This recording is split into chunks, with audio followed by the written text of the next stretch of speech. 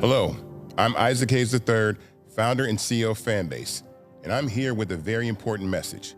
We are at a turning point in the Black community where we must have equity in the apps we use that scale to billions of dollars. But this time, we own the infrastructure, we own the culture, and we shape the future. And Fanbase is the future. Fanbase combines the free functionality of Instagram, TikTok, and YouTube into an all-in-one platform built for the evolution of social media and monetization. With over 1.4 million users, that's real proof that we are shifting the conversation of tech ownership and equity for creators. So right now, I want you to go to startengine.com/fanbase and invest today. The minimum to invest is $399. That gets you 60 shares of stock in Fanbase at $665 a share. This marks a turning point in Black ownership of social media. If we don't take this opportunity to own social media right now, we will always be customers to our own creations. And that can't go on.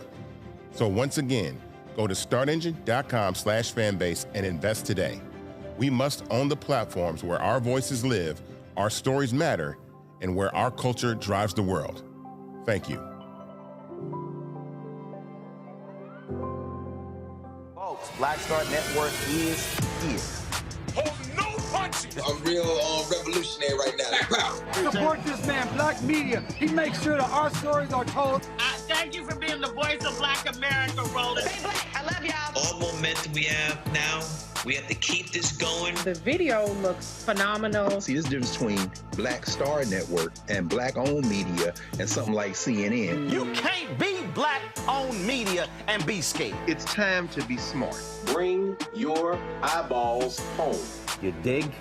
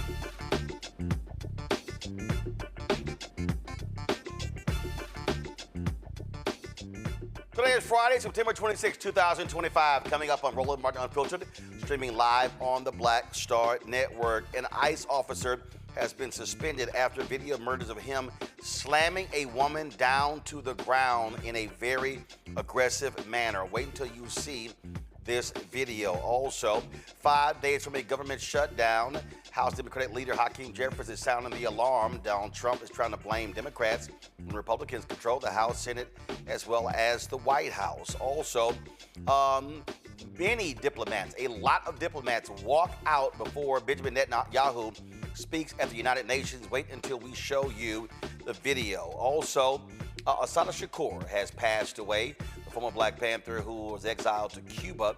That's where she fled, died at the age of 78. We'll tell you about her life as well. Also, Ellie Mistel talks about racism and how Donald Trump is trying to destroy the 1968 Civil Rights Act known as the Fair Housing Law. All of that next, right here. Roland Martin Unfiltered on the Black Star Network. It's time to bring the funk. Let's go. He's got it. Whatever the biz, he's on it. Whatever it is, he's got the scoop, the fact, the find. And when it breaks, he's right on time and it's rolling. Best believe he's knowing. Putting it down from sports to news to politics. With entertainment just for kicks, he's rolling. It's on go, roll, y'all. It's Roland Martin, rolling with Roland now. He's funk, he's fresh, he's real, the best, you know he's Roland Martin now.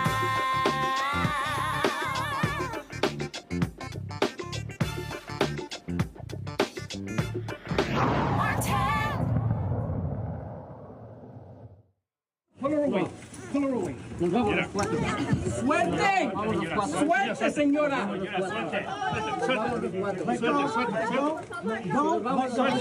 ¡Suelta a la niña!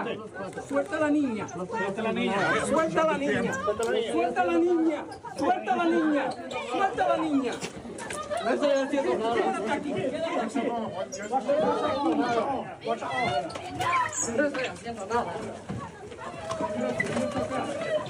No estoy haciendo nada. No estoy haciendo nada.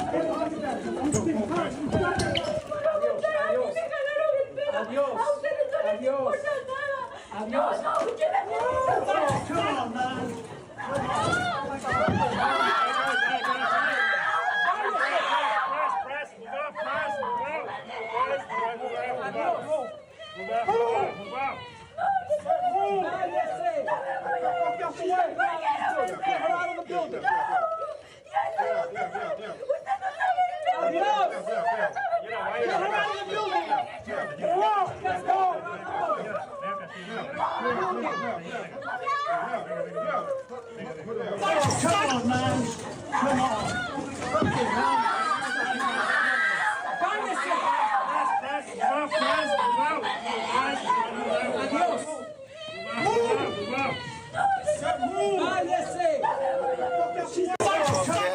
That shameful video has gone viral, and that particular ICE officer has been relieved of current duties after it has gone viral. He was tackling a crying woman inside the halls of an immigration courthouse in downtown Manhattan in front of her 2 children. That took place on Thursday. It was at 26 Federal Plaza inside the headquarters for several federal law enforcement agencies in New York City. She was clinging to her husband along with a young girl, pleading for his release while masked officers hauled him away. After the officers pry the woman away from her husband, she yells in Spanish, "They don't care about anything." This is a statement released from Homeland Security Deputy Secretary Tricia McLaughlin. The officers' conduct in this video is unacceptable and beneath the men and women of ICE. Our ICE law enforcement officers are held to the highest professional standards, and this officer is being relieved of current duties as we conduct a full investigation. My panel is Michael Imhotep, host of the African History Network show out of Detroit, Matt Manning, civil rights attorney out of Corpus Christi, Texas, Drew Harris, Elon's founder and CEO of the Elon Group out of Montgomery County, Maryland. Matt, I want to start with you. Here's the deal. Donald Trump has empowered these thugs to do these type of things. We have seen the bullish and the bearish actions of ICE officers. We've seen how they have essentially attacked people. We've seen how throwing folks down to the ground, pulling guns out, storming into car washes. There's a car wash owner who was hospitalized, 79-year-old guy who's now suing them because injuries he sustained. And so it's no shock this happened because they have been allowed to do these things. So imagine the things that we have not seen that took place. This one was recorded. That's right. I mean, you would think that law enforcement officers, federal law enforcement officers, would know better than to engage in such conduct. And I think, this is, an oversight by the administration in terms of just fomenting this kind of cavalier conduct from federal agents. But unfortunately, I'll tell you, I just tried a case in June involving the U.S. Marshals where it was a similar kind of thing. I think for a long time they've been empowered to have this kind of conduct and to undertake these kinds of actions. I think the difference now, though, is they're under a much larger microscope, considering the administration and the administration's trying to round up brown people and non-white people throughout this country. Now, I think the one thing that is potentially positive here is that I think this is a circumstance where the government will actually have liability. But to that end, I think the federal judges are going to have to be the line of defense between lawlessness and some kind of recompense for this poor woman and other people who are in this circumstance. Because what that person in, I don't remember the state you mentioned, but the elderly gentleman probably filed is what's called a Federal Tort Claims Act case. And to make it very short, federal law enforcement officers can be liable if they commit one of 6 different torts, including assault, battery, and some other things that they can do. So I think this is a circumstance where if she files a lawsuit, she'll be in front of a federal judge, and he or she will decide whether, they believe this ICE agent committed assault. But it's good that you got it on video. It's good that it's very clear what happened. But it's sad that this administration has fomented this exact kind of tenor in this country, and that a federal agent would be empowered to do this kind of thing, despite the fact that they've got a bunch of witnesses, probably know they're being recorded, and I think there are reporters and photographers there. I mean, that's proof positive that this administration has let them off the leash. But here's the thing here, Drew. We've seen this. They know they can do whatever they want. And so the only reason this is a conversation is because, frankly, it's so many cameras there. I think also, too, Roland, to your point, this is something that this administration has really, really fanned the flames. I believe it's performative that this gentleman has lost his job or is put on ice until, no pun intended, put on ice until there's some investigation. But I do not believe that anything is really, truly going to happen if media like yourself, Roland, and others are not tracking this story. I think it'll get swept under the rug because this is exactly what they expect for these people to do. This ICE iteration of ICE is about being thuggish and about doing whatever they needed to do. He felt emboldened even though the cameras were there. If there was any hesitation, he did not show it because he felt like he had the right to do so. Michael. Yeah, Roland. This once again is red meat to Donald Trump's white supremacist MAGA base. This is one of the reasons why they voted for him. This would distract them from a government shutdown where they could very well losing their Medicaid, losing paychecks, things of this nature. What we just saw is despicable, but also keep in mind now the budget of Homeland Security has been in ICE. They've been tripled because of the big ugly ass bill, and we're going to see more things like this. So it's good that this is recorded and this has gone viral, because this helps push back on some of this. But from reading the piece from the New York Times on this, her husband was at an asylum hearing at the courthouse. And a lot of these cases, when ICE shows up at the courthouse for arrest, they're arresting people who don't have a criminal record. Donald Trump said he was going after the hardened criminals and hunting down the bad guys, things like this, going after the worst of the worst. Okay, so this appears on the surface right now the opposite of that. Somebody who's following the procedure, showing up to court, things of this nature. So we're going to see more of this, but we have to fight against this. This is why elections have consequences. Well, here's the deal. They've now arrested the superintendent of schools in Des Moines, Iowa. In a message to families, the school board chair, Jackie Norris, confirmed that Superintendent Eon Roberts was taken into custody this morning. District officials say they have no additional confirmed details about his detention or what the next steps may be. ICE, with the assistance of the Iowa State Patrol, says Roberts was found with a loaded handgun, $3,000 in cash, and a fixed blade hunting knife. The agency claims Roberts has been living in the United States illegally from Guyana. He was under a final order of removal issued in May 2024 and had no work authorization. He formerly was a principal in Maryland, has worked in education for a number of years. And to the point there, to Michael's point, Drew, they talked about, releasing, going after hardened criminals. The superintendent of schools, I don't think qualifies for that category. Listen, it's just like Michael said, the people who voted for this man that's occupying the White House, whether they try to admit to it or not, they voted for this.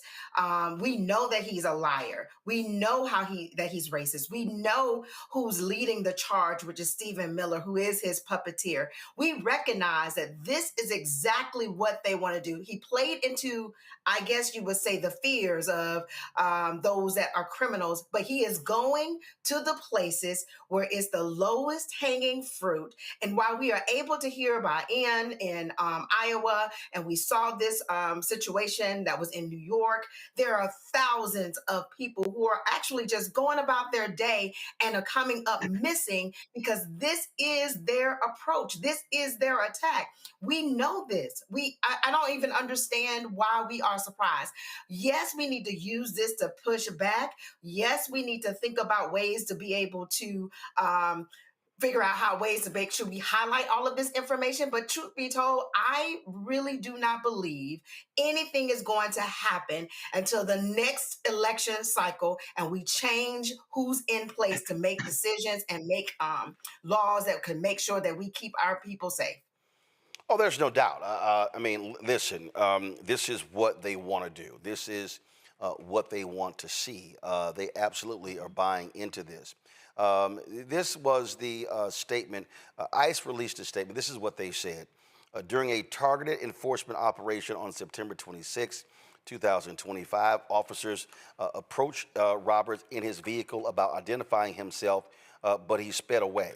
Officers later discovered his vehicle abandoned near a wooded area. State Patrol assisted in locating the subject, and he was taken into ICE custody. Roberts has existing weapons possession charges from February 5th, 2020. Roberts entered the United States in 1999 on a student visa and was given a final order of removal by an immigration judge in May of 2024.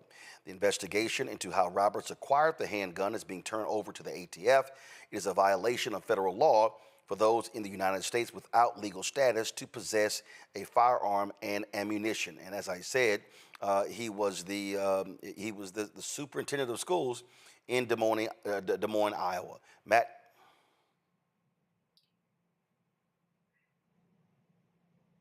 Matt, you're muted. My apologies. I said I think Drew was 100% right in her commentary. The thing I am a little perplexed by, though, is one, if those charges are allegedly from 2024, then that's obviously the prior administration.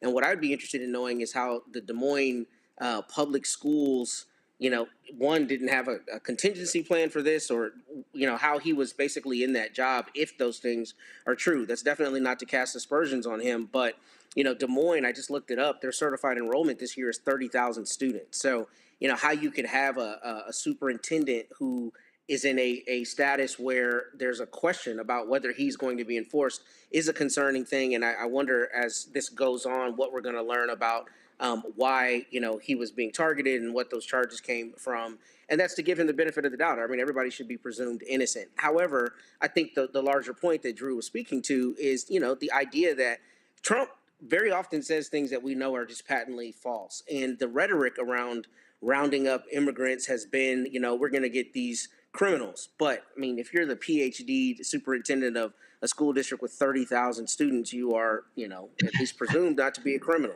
So I don't know how that happens, and I don't know how, if you are MAGA, how you jibe with what is being said, but what is true, and that is that they're rounding up people who are not known to be criminals, which is in direct contravention of what they're saying.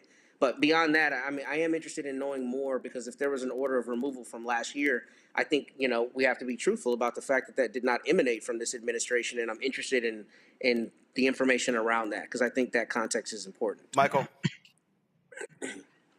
Yeah, Roland, I wasn't familiar with this case here. So we'll see how this turns out. It sounds like he was doing a good job here. He came in on a student visa. We do know that overstaying visas is a big problem as well, but there's a difference between coming in to the country illegally and coming in on a student visa and overstaying the visa. That happens a lot, okay? But they did come in legally. So we'll see how this plays out. Hopefully it turns out the best for him. But you hope that he gets some type of the benefit of the doubt, or there's some other details that we don't know about that are in his favor, because it sounds like he was doing a really good job in his position also. Absolutely. All right, folks, got to go to break. We come back. We're going to talk with Congresswoman Marilyn Strickland of Washington State. Lots happening this week. Director of the Black Caucus Foundation Annual Legislative Conference. We got a shutdown that's looming 5 days away. All of that will break down. You're watching Roland Martin Unfiltered on the Black Star Network. In my book, The Power to Persist, I share 8 simple yet powerful habits, a blueprint for transforming obstacles into opportunities and pressure into purpose. Just as they fueled my rise from the South Side of Chicago to a national stage. And on the Power to Persist podcast, I bring that blueprint to life.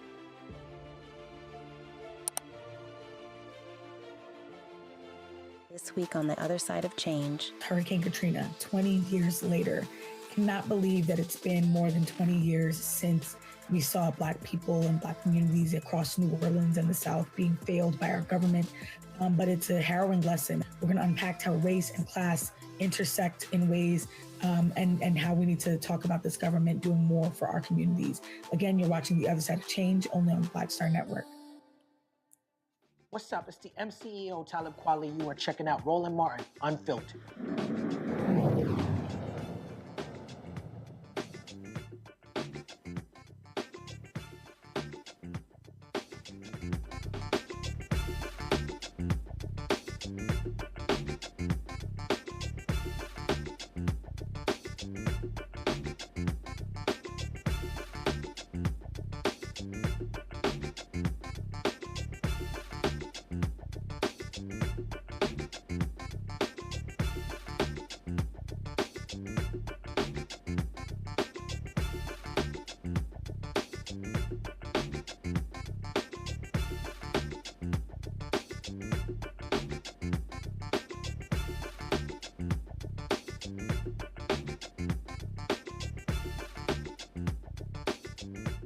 Folks, we're 5 days away from a government shutdown. Donald Trump keeps saying it's Democrats' fault, saying they want health care for, quote, illegal aliens. Democratic leader Hakeem Jeffries says that's an absolute lie. This is what he had to say today in his news conference.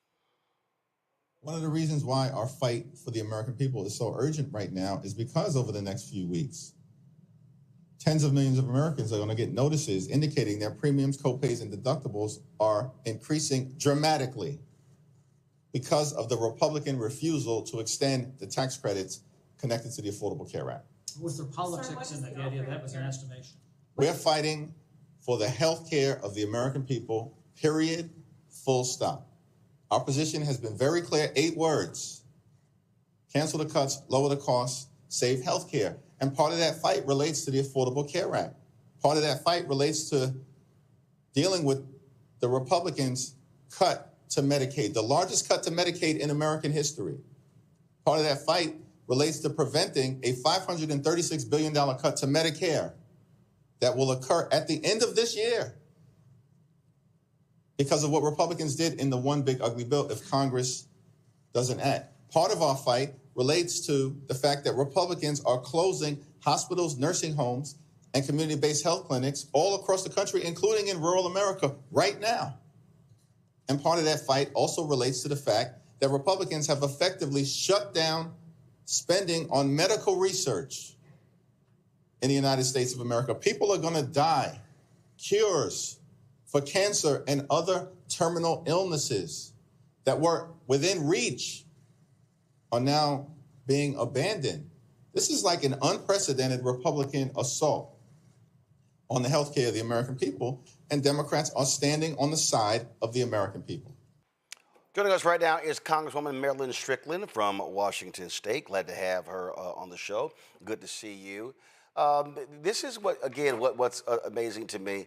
How is it Democrats' fault if Republicans control the White House, the House, and the Senate? It's not the fault of the Democrats, Roland, and I remind people of three things. The Republicans control the White House, the U.S. Senate, and the U.S. House of Representatives. So if there is a government shutdown, it is all on them. As Leader Jeffries indicated in the clip that you just showed, this is about lowering costs, saving healthcare, and stopping the cuts. And 15 million people will lose access to healthcare. And it's not just happening in urban and suburban communities. Rural America, often the very people they represent will suffer from this. So the big ugly bill, the center of it has really been about healthcare. The Democrats are united and we are fighting against this. I saw something today, it was on Politico, where a Republican in the Senate said, why should Democrats negotiate on this if Russell Vought is going to just blow up the federal government in a deal anyway? And kind of makes sense. And so go through all of this just to have the Trump folks say, we're still going to do whatever the hell we want. Well, and I remind everyone too, Roland, they've already been doing whatever the hell they want. They've already been firing public servants and people who are doing everything they can to provide services. And so Mr. Vought can threaten all he wants, but I tell folks, they have already been making cuts. They are going to continue to make cuts. And it's really hard to trust them to stay true to their word. You know, I remember that when Joe Biden was president, Kevin McCarthy, the House Speaker at the time, Republican, actually went to the Oval Office and negotiated with President Biden. President Trump agreed to talk to Hakeem Jeffries and Chuck Schumer, and then, true to form, he got scared, he chickened out, and he backed out. So we had Ashley Etienne on yesterday. Long time, former aide to Speaker Nancy Pelosi. She also was communication director for Vice President Kamala Harris. And she said, listen, if Democrats don't negotiate, she said, then the question is, do they have the stomach for a shutdown? So the question is this here, what do y'all do? Y'all in a precarious situation. What do you do? Because you need 60 votes, obviously, in the United States Senate. And so what do you do when you have Trump who's blaming Democrats for everything? So I'd say a few things, Roland. You know, here's the question. Do you have the stomach for a shutdown, or do you have the stomach to let 15 million people get kicked off of healthcare, to have research canceled, to have people die? That's the choice we're making here. And so as we go through this process, and I will remind folks too, you know, the conversation about government shutdown seems to happen pretty frequently because we can't seem to get a budget passed. I think the bigger question as we step back from this particular episode too is, again, Democrats are fighting for the health care of the American people. The Democrats are on the side of the American people. And at the same time, big picture, why do we lurch from this drama to every drama, which feels like every few months because the government might shut down? It's irresponsible. But right now, the responsible thing to do is for Donald Trump to say, okay, I'm willing to have a conversation. He's not willing to do that. Mike Johnson is not willing to do that. And remember too, you know, they're just doing this because they think that we will blink. And we are on the side of the American people. We are standing by this idea that people deserve health care. It's going to put the economy in a really bad way, but more importantly, it's going to hurt the American people. And in some cases, sadly, Roland, people are going to die because the Republican majority in the House, the Senate, and the White House do not care about them. One of the things that we keep seeing and hearing is that the general public, when you look at polling data, and trust me, I get an earful from people all across the country. They say they have no confidence in Democratic leadership. I'm telling you right now, what they're saying about Senator Schumer, about Democratic Leader Jeffries, about DNC Chair Ken Martin. Again, when you look at the polling data, where Democrats stand, and that's juxtaposed to how Democrats are overperforming in these special elections. And so what's going on here? I mean, I'm telling you right now, that Charlie Kirk resolution, well, Leader Jeffries and three other Democrats, including 3 CBC members, voted for, that pissed a lot of people off. And so what has to happen to break through for congressional Democrats to communicate better to the public, for them to have faith in what y'all are doing on Capitol Hill? So I would say a few things. Congressional Democrats are communicating on a regular basis. And look at how we get information, Roland. We get it in so many different fractured places that it's hard to say, oh, I didn't see you on this show or this particular podcast. You know, Vice President Harris was on a show a few days ago talking about her book. But one thing she said is that there are a lot of Democrats up and down the entire ticket sending a message, sending a strong one, and you may not see them on every medium that you watch, but we are out there spreading the word. And remember this, you know, when we talked about the one big beautiful bill that Donald Trump tried to sell to America as something good, the Democrats were united and we were consistent in our messages. So now it's called the big ugly bill. So all we have to do is continue to be forceful, to send the message about Democrats care about the American people. Healthcare is a very big issue for people because, yes, it's about healthcare, but it's about the economic well-being of the American people. So what are we going to do to break through to people? We have to stay consistent. We have to stay on message, and we have to just keep telling the American people. Because right now, I will tell you, a lot of people get information from fragmented places. And let me give you one example. I have a good friend at home, and she said to me, I don't see you on these high-profile talk shows. And I had to remind her that I did a lot of press hits in different places, but maybe she didn't see me. So the idea that the Democrats are not out there is absolutely false. We are out there. We are working hard. And I will say, you know, the proof will be in the election in 2026. Questions for the panel. Drew, you first. Hi, Drew. Yes. Hi, how are you? Thanks for joining us. I think, you know, I just wanted to say one or two things. You talked about communication, and I wanted to really focus on the messaging. I hope that the Democrats and Congress, that we just stand really, really strong and be clear, just like you said, about the fact that not only are we standing on the side of the American people, not only are we saying we're standing up for healthcare, not only are we doing those things, but I think we also need to flip the script just a little bit and speak to the fact that those that are in power, those that were elected, never really liked the government. And so why would you elect someone to lead the government who do not care about how the government can work for people, who do not care about the people that they serve, yet they're trying to lead in a way that will demolish our democracy and our rights and our health care? I think the key is to just be strong and to say that forcefully. How are you all communicating with each other and making sure that your talking points and the level of straight talk to the American people really making a difference between what the Republicans that are in charge stand for versus what the Democrats stand for? No, that's a really good question and a good point. And there are a couple things we have to do. Number one, we have to stay disciplined and on message. And we have to use plain, simple language that the American people understand. You all know that sometimes we are here in Washington, D.C., in this political bubble, the gateway bubble, and we use language to say things, and we think that the average American person who's just trying to live their life every day, go to work, raise their kids, take care of their elders, are paying attention. We need clear, succinct, straight language. But I think you raise another point that's really good, and I've been saying this for a while. We have to define who the Republicans are because they always define who we are. But we cannot fall into the trap of people saying to you, well, good, you're talking about them, but what do you plan to do? And that's why we're doing both. We're defining the GOP as the party that bends the knee to Trump, that does not care about the American people. And there's a clear contrast. Democrats are fighting for your health care and your economic well-being. The Republicans want to tear it down.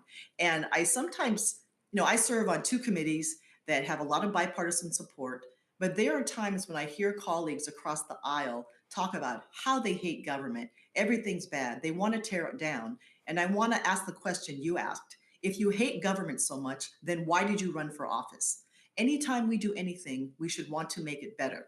No disagreement there. But they want to burn down our institutions. They want to create a climate of mistrust. And that's everything. Government, the media, all of our institutions. They want to tear them down so that people don't trust them. And when people have mistrust, they're easily led to do the wrong thing. And anything, for example, like an election can be questioned. So you're absolutely 100% correct. We have to define them clearly and succinctly. And again, contrast that with the fact that the Democrats are fighting for the American people. We are fighting for your health care, and we're fighting for democracy and your economic well-being. Michael. All right, Representative Strickland, thanks for coming on today. So when we look at the potential for a government shutdown, and I am for shutting this stuff down, how do Democrats negotiate opening the government back up? The reason why I say that is Supreme Court just ruled today that Trump can freeze another $4 billion in foreign aid, but it was already appropriated by Congress. So if Democrats can negotiate something with Republicans, reducing healthcare cuts, saving Medicaid, things of this nature. And we know that we need 60 votes in the Senate, which means Republicans need some Democratic votes. What type of guarantees do we have that Trump won't renege on that? And then we're back in another predicament. I mean, that's the inherent problem, isn't it? We can't trust Donald Trump to do the right thing. He doesn't obey the rule of law. He doesn't care about the checks and balances. And so, again, we come back to what we stand for as Democrats. We want to stop the cuts. We want to lower costs. We want to save healthcare. Those 3 principles are not going to change. I also want to point out, too, that whenever there's a discussion about shutting government down, unfortunately, it turns into this, it's their fault. It's their fault. But at this stage in the game, the Republicans have only themselves to blame.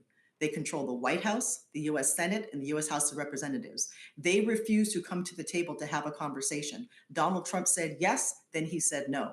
So as far as we're concerned, they get to take full credit for any shutdown because they, in fact, are the ones who will cause it.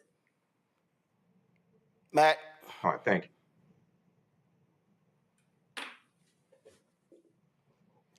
Matt, you keep hitting your mute button, bruh. It's not that hard. Even for a Longhorn supporter. Dang. Of course, I should have known there was going to be a low blow there, unnecessary. It's the second time you've done it in 30 minutes. In any event, Congresswoman, I'm focused on the task at hand. Well, I'm glad you hit that button so we can hear your question.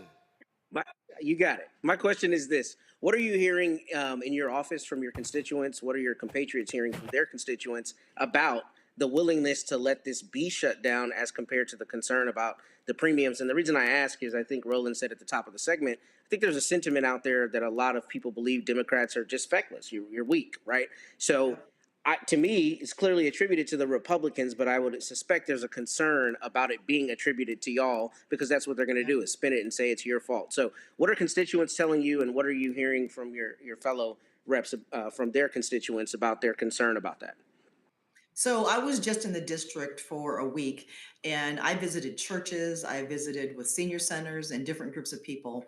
And I would say, not surprisingly, people are worried about healthcare, they're worried about Social Security, and they're worried about democracy in general. But here's the other thing that I'm hearing from Democrats. They want us to stand up and fight. And I've even heard from a handful of fellow employees who were saying, look, I'm lucky I have this job. I got some savings. If we need to shut it down, go. The American people want to see us fight for them, Democrats anyway. And so I think that we have to fight. We have to show that we have the courage to do this. And we are on the right side of everything. We are willing to fight for the American people and their health care. And what I'm hearing at home is absolute worries about financial stability and healthcare, but also the Democratic base wanting to see a fight. Yeah, they do want to see that, and I can just tell you that you know what bothers some people is that when you look at the folks like Congresswoman Jasmine Crockett, Congresswoman Alexandria Ocasio-Cortez, and others constantly being attacked. I mean, in fact, the twice impeached convicted felon in chief said this from the Oval Office, continuing his constant attacks on women of color. And also calling them low IQ. Roll what that idiot said, y'all, from the Oval Office.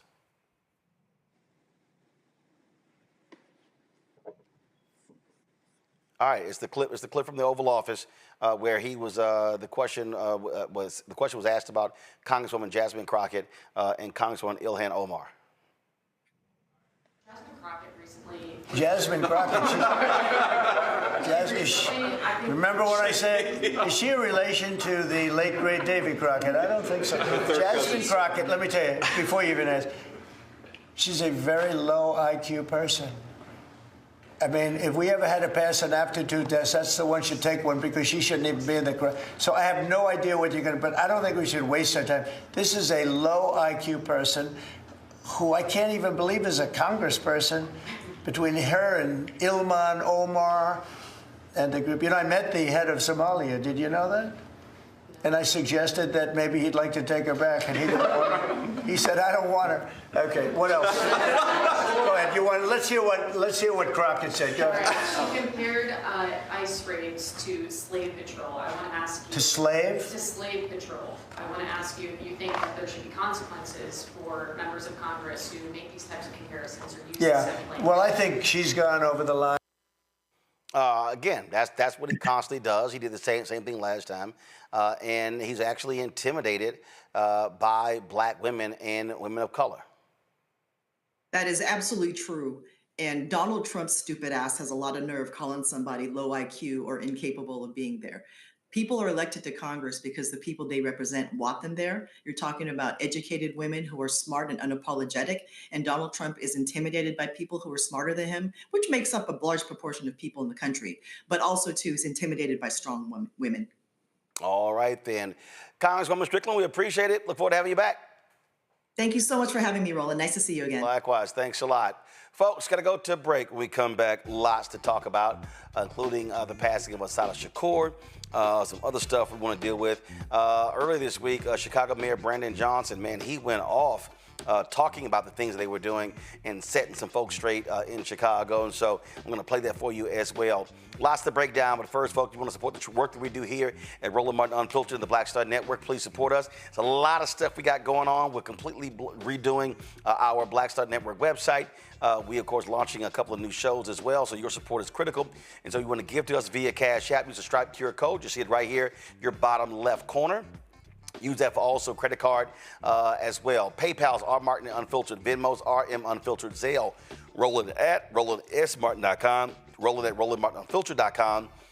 Checks and money order, make it payable to Roland Martin Unfiltered, P.O. Box 57196, Washington, D.C.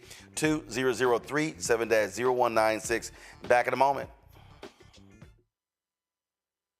Said the quiet part out loud.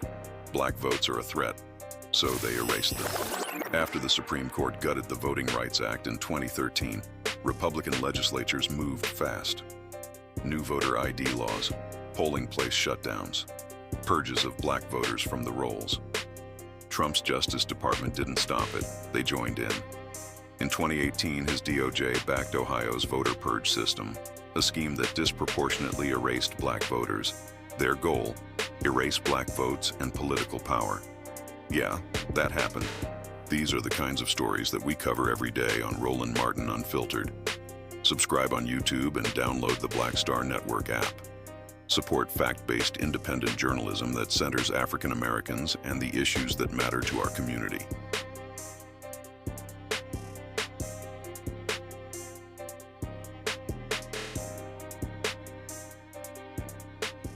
This week on the other side of change. Hurricane Katrina, 20 years later. Cannot believe that it's been more than 20 years since we saw Black people and Black communities across New Orleans and the South being failed by our government. But it's a harrowing lesson. We're going to unpack how race and class intersect in ways and how we need to talk about this government doing more for our communities. Again, you're watching The Other Side of Change, only on the Black Star Network. Next on the Black Table with me, Greg Carr. An hour of living history with Dr. Richard Mariba Kelsey, thinker, builder, author, and one of the most important and impactful elders in the African American community. He reflects on his full and rich life and shares his incomparable wisdom about our past, present, and future. African genius is saying that my uncle was a genius, my brother was a genius, my neighbor was a genius. I think we ought to drill that in ourselves and move ahead rather than believing that I got it. That's next on the Black Table, here on the Black Star Network. Hi, I'm Swing Cash, Basketball Hall of Famer, and you're watching Roland Martin Unfiltered.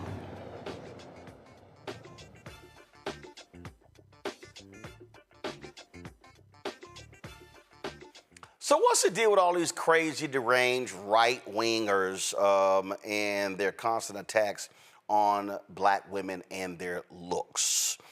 You've got crazy, deranged Laura Loomer, who is a Donald Trump close aide. Laura Loomer, y'all, is, let me show, now listen, I need to prepare everybody for watching. I know today is September 26th. I know Halloween is a month away. It's a month away. But I just need you to prepare yourselves. This is a living witch, 32-year-old Laura Loomer. That's Laura Loomer. She's 32. That's a phrase we have in Texas called rode hard, hung up wet. That's Laura Loomer.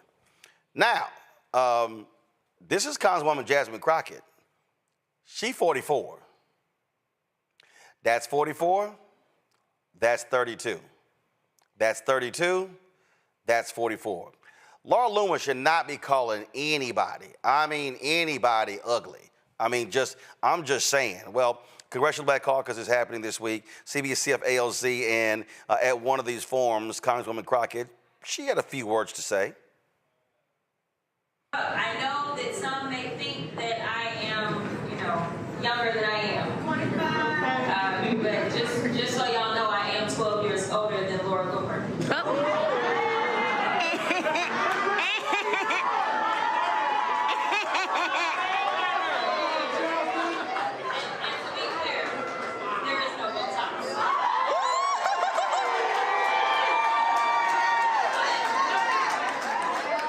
Say that.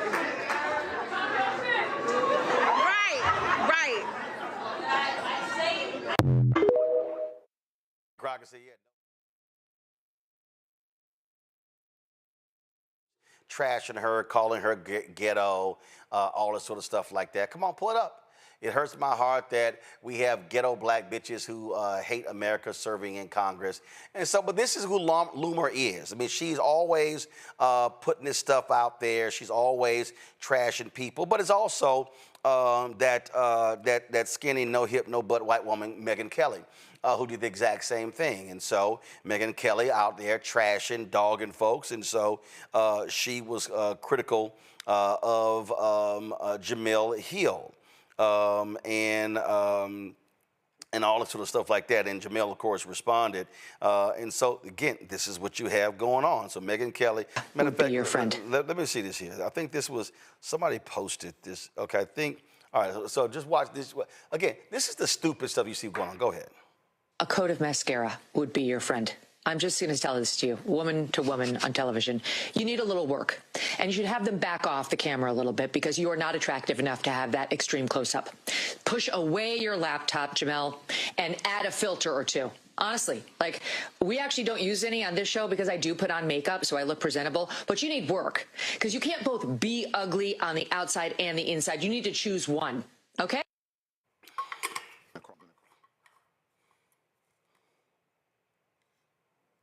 Worry about than what the Jemele Hill saying. You got more pressing things to worry about than what's coming out of my mouth, according to Don Lemon. So if I were you, I'd deal with that and worry less about what I'm wearing. worry less about what foundation number I'm using. If I'm using MAC products or Fenty Beauty, I wouldn't worry about that. I worry about my house because we good over here. And finally, let me leave you with this. In case it was any.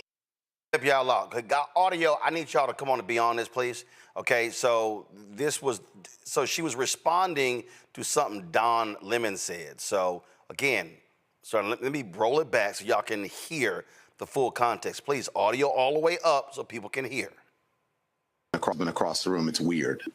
Hold on one second, here we go. On the outside and the inside, you need to choose one, okay? Across the room, it's weird. Megan, you. So what happened with that was Don Lemon said that there was some event and Megyn Kelly's husband kept looking at Don Lemon's husband across the room. That's what he said there. Okay, let me play the rest. Got more press. All right, so Jamel just went off on her. Drew, but here's what's crazy. Okay, again, Megyn Kelly, stop it. Okay, boo. You look, the people who like you, baby, you waste up. So just stop. Just stop. You ain't attractive. You ain't got all of it. See, but this is what they do. So Trump wants to diminish the intellect of black women. And then you have these white women, Megyn Kelly, Laura Loomer, others, who want to now detract and criticize the looks of black women. It's all about denigrating black women. The same way the Republicans wanted to, Michelle Obama, she looks like an ape, all that sort of stuff. That's them. That's what they do.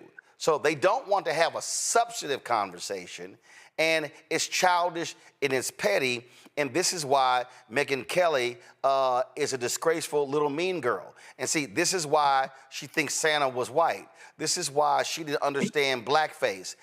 Because again, these are the people, that's what they do. They don't want to have a substantive conversation. And I'm sorry, okay, Congresswoman Jasmine Crockett is a lawyer.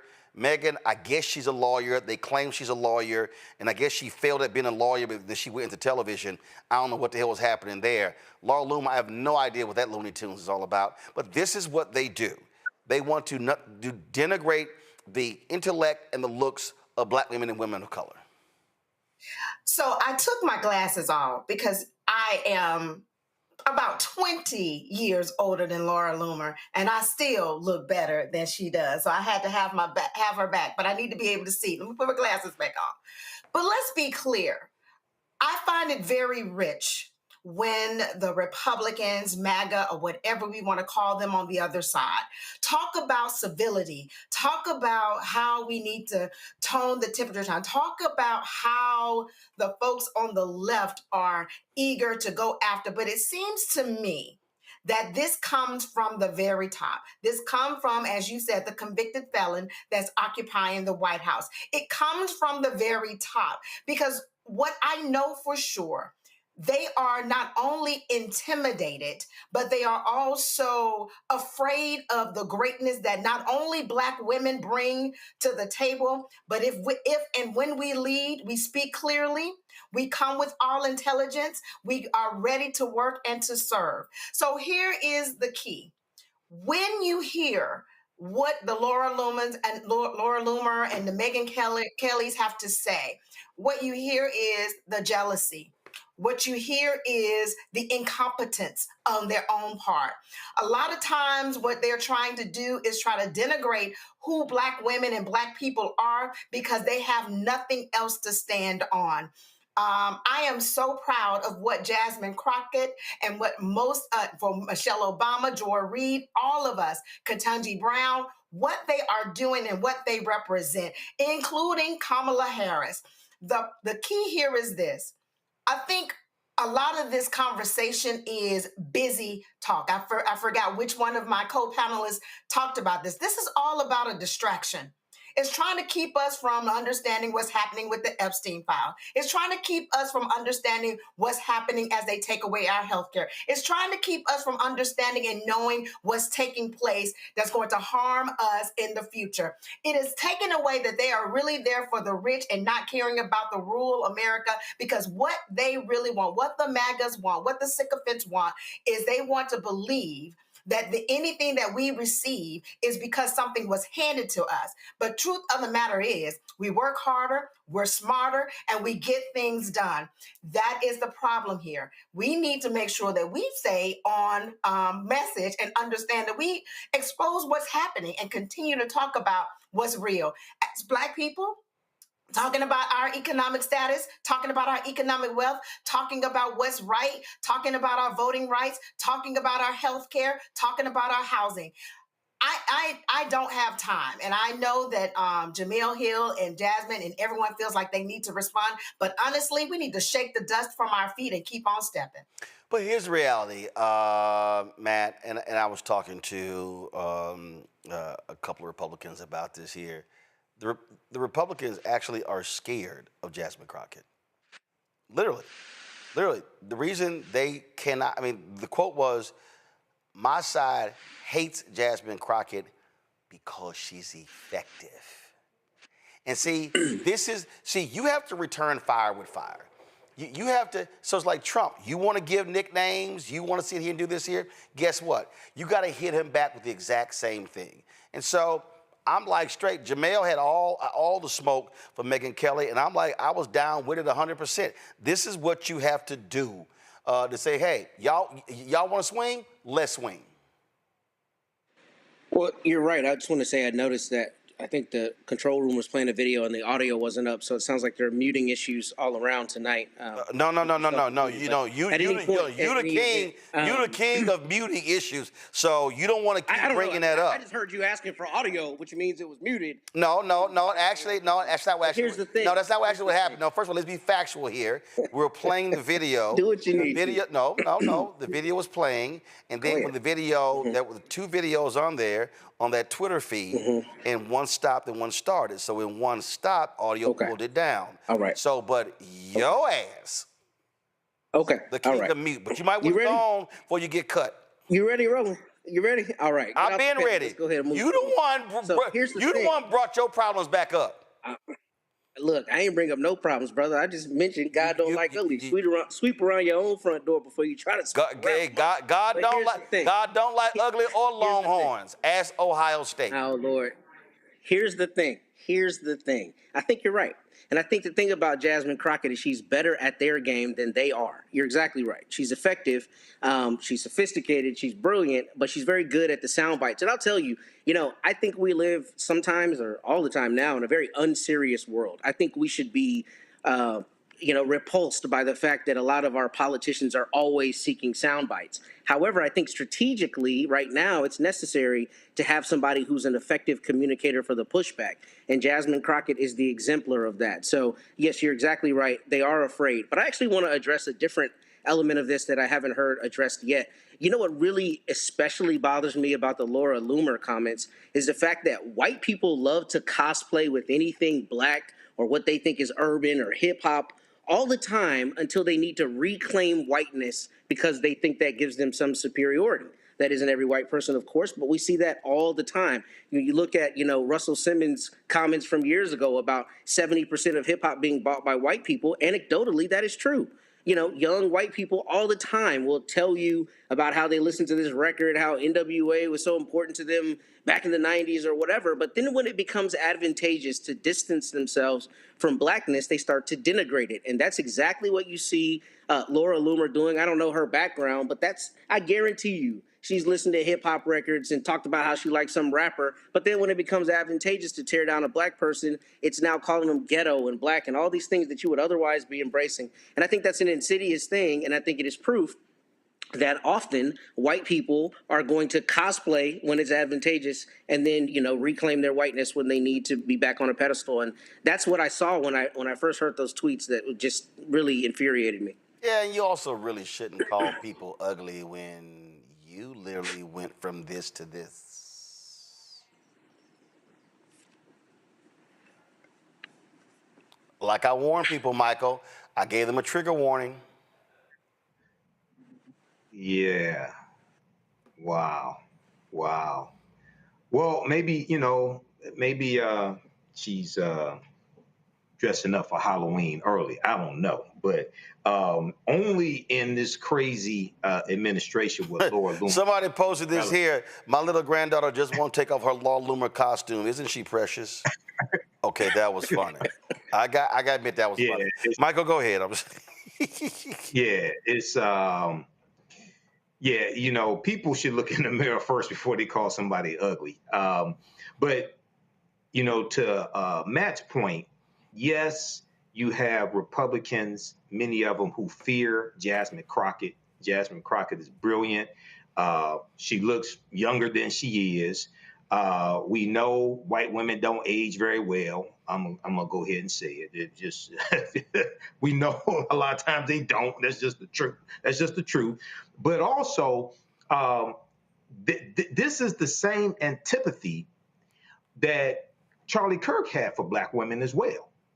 Okay, and the reason why so many of them from the Trump administration were there for Charlie Kirk's funeral was because they think the same way he does. They hate black people just like Charlie Kirk hated black people. All you have to do is go look at the anti-black comments Charlie Kirk made, insulting the intelligence of black women like Michelle Obama and Joyanne Reed, the late Representative Sheila Jackson Lee, et cetera, saying they don't have the brain processing power, et cetera. And also, these same people, this is why they hate Kamala Harris, because they know Kamala Harris is more intelligent than any of them and is better at politics, et cetera. So this is what we're dealing with. This is why elections have consequences, okay? The reason why we're dealing with all this shit that we're dealing with right now is more people voted for Donald Trump on the ballot than Kamala Harris on the same ballot. More people showed up to vote for him, and now he's going after everybody, even the people who voted for him.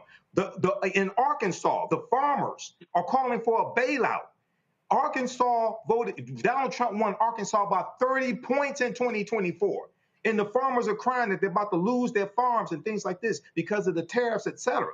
They thought he was their savior, but this is the MAGA death cult that you're dealing with. Okay, I'm just going to show one more before I go, and I'm just going to leave it. I'm just going to leave it there.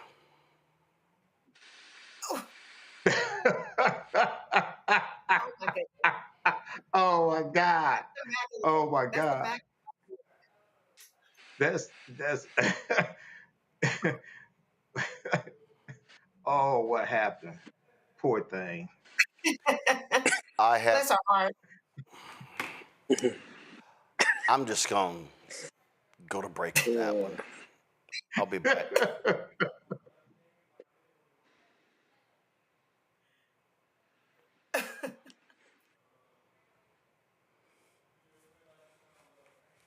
They said the quiet part out loud. Black votes are a threat, so they erased them. After the Supreme Court gutted the Voting Rights Act in 2013, Republican legislatures moved fast. New voter ID laws, polling place shutdowns, purges of black voters from the rolls. Trump's Justice Department didn't stop it, they joined in. In 2018, his DOJ backed Ohio's voter purge system, a scheme that disproportionately erased black voters. Their goal, erase black votes and political power. Yeah, that happened. These are the kinds of stories that we cover Brandon every day Johnson on ready. Roland Martin Unfiltered. Subscribe on YouTube and download the Black Star Network app. Support fact-based independent journalism that centers African Americans and the issues that matter to our community.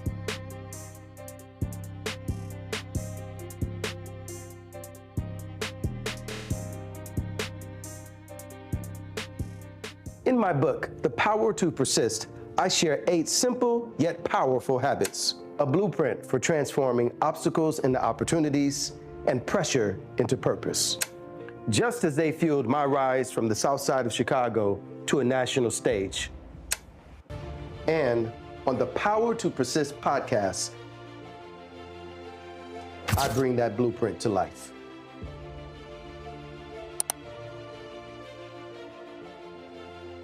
Hey, I'm Malcolm Lee, and you're watching Roland Martin Unfiltered.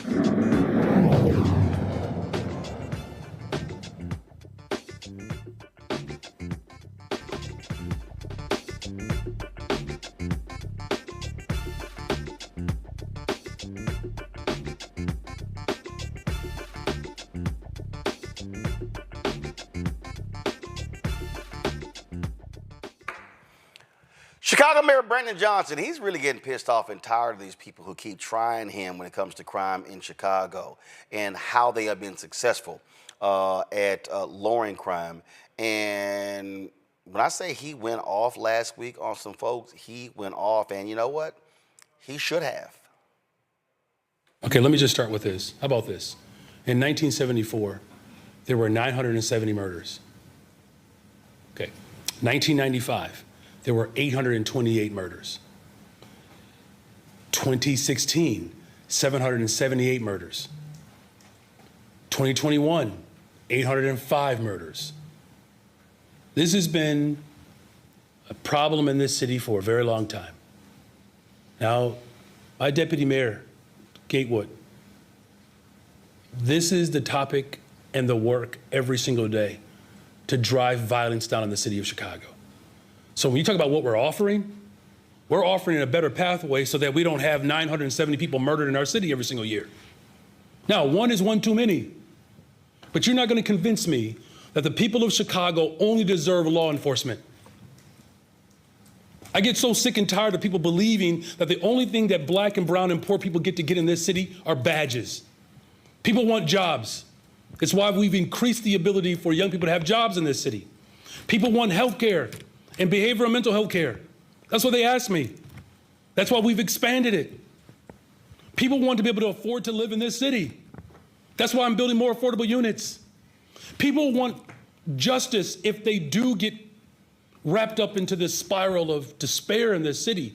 It's why we're actually solving cases, whether it's CVI workers, making sure that we're avoiding retaliation in this city. I get so sick and tired of people in this country and in this city that believes that the only thing that you can offer black people and poor people is jails, incarceration, and police officers. Dr. King said this right here in Chicago, the National Conference on New Politics. What did he say? He said, militarism is a sickness. I am trying to eradicate the sickness from this city and from this country. But people To offer, no, listen, Mark, I get to answer my question now. You've asked it. But people, No, Mark, I'm answering my questions. Of course they are, but you're not going to be able to avoid that if we don't do the things that actually work. We are not split on this issue. The fact of the matter is, no one has asked me to send federal troops into this city to make it safe. It has never come up. It never came up during the campaign. It's never come up in the first 2 years. The fact of the matter is, we are driving violence down on this city, and we're using every single resource that's available to us. Jails and incarceration and law enforcement is a sickness that has not led to safe communities. I'm going to work hard every single day to protect the people who are caught up in violence in this city. Guess why? You want to know why? Because the vast majority of them look like me. This president has never asked a very simple question to me, Brandon Scott, Barbara Lee, Randall Woodfin. He doesn't talk to black mayors about what it's like to live in communities that have been disinvested in. So no, we're not going to succumb to the sickness and the evil that Dr. King warned us about a generation ago. It didn't work in 74, when 970 people were being killed. It didn't work in the 90s, when no one said a mumbling word about how many people were losing their lives because of violence in this city. And now we're actually doing the work that's working. Now all of a sudden everybody has these ideas. They've shown this is a group project, but we're not going to allow the President of the United States of America or any of his ilk look at the work that we're doing across this country, and then now we're experiencing some level of reprieve, and now he wants to put his name on our paper. No, I'm not going to tolerate it. It's a sickness, and we're going to eradicate it. This is the response that we should be seeing. And I'm with Chicago Mayor Brandon Johnson. When you have done the work, when you have put in the long work, he was being ripped his first 2 years for the crime and other problems. And so all of a sudden it's going down. Same, he mentioned Baltimore Mayor Brandon Scott. He mentioned these other black mayors. And they have been taking the heat from people in the city, from people outside. And that's exactly the response that he should be given.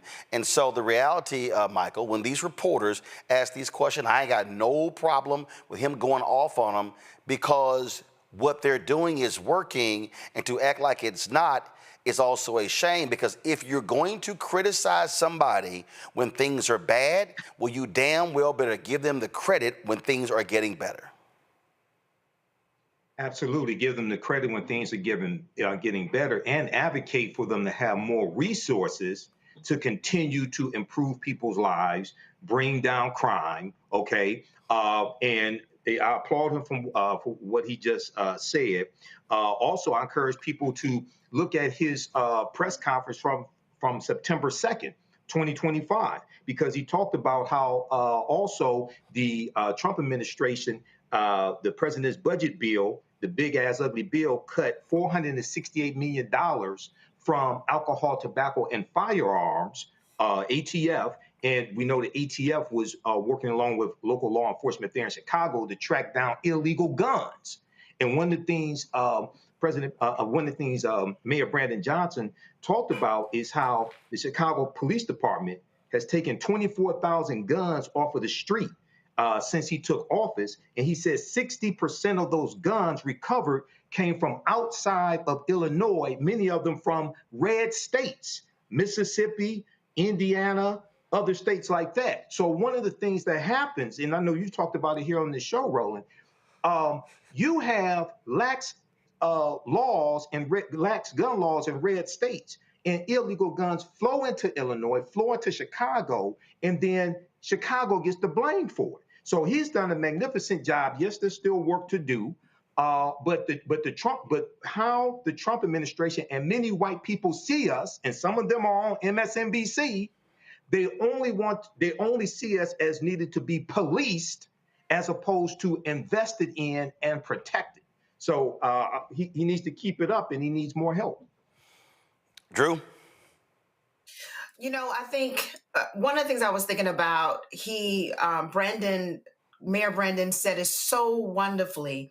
I've always wanted to figure out, how do you say this? But he said that Black and brown people, or this administration or others, feel like Black and brown people only deserve badges.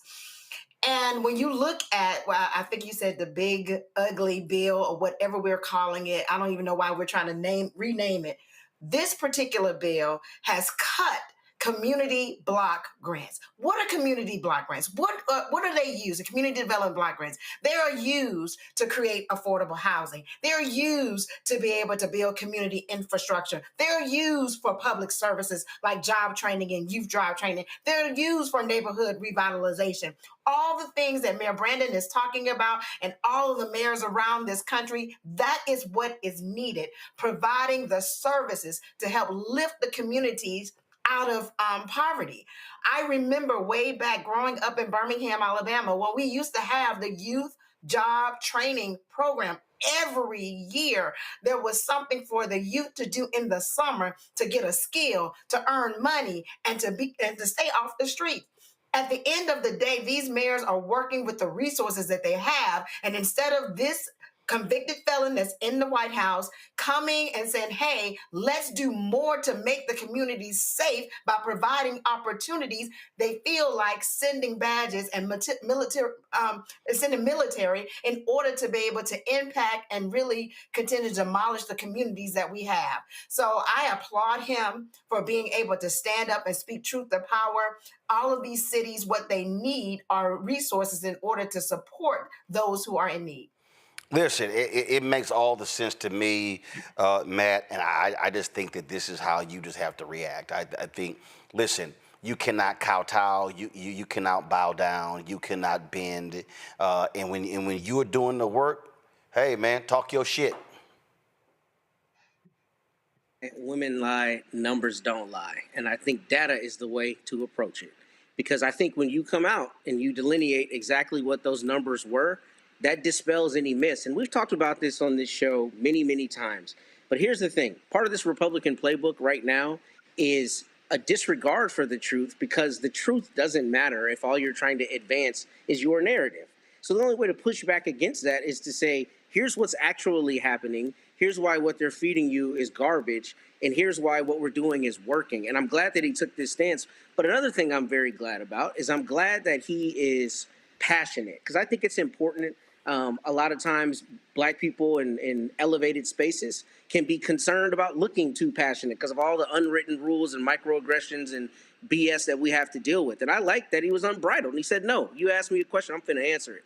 I think that's important because I think what we're seeing is patent dishonesty. And I think we're seeing, an administration, the Trump administration, and Republicans around the country who are echoing the same kind of sentiments, who are just saying things that are patently false and easily disproven. And I'm glad that he stood on business, so to speak, as it relates to the numbers and how the trend is going down. And I think it's really important because we saw that same thing in D.C., right? I mean, you just point and say crime's running rampant here, but the data shows that that's not actually the case. And I think there needs to be a continued onslaught of you are lying, and here's how I can show that you're lying. Yeah, and you got to actually say, you lying. Stop lying. Yeah. To me, I don't think you can dance around this thing. You can just sort of, use other certain, no. You got to call this thing what it is. And that, to me, is just how I see it. And I just think too many people are not trying to do that. All right, y'all, got to go to a break. We come back. Ellie Mistel, we talk about how Donald Trump and MAGA, they want to pretty much gut the Fair Housing Act, that third piece of civil rights legislation from the 1960s. I have that conversation next, right here. Roland Martin Unfiltered on the Black Star Network.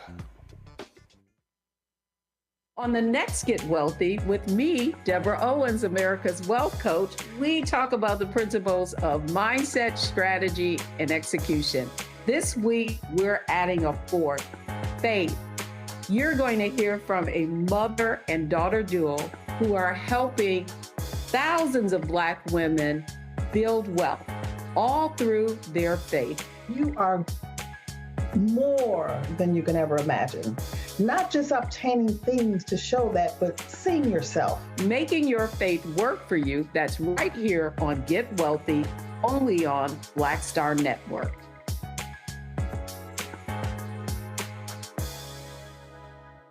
Next on the Black Table with me, Greg Carr. An hour of living history with Dr. Richard Mariba Kelsey, thinker, builder, author, and one of the most important and impactful elders in the African American community.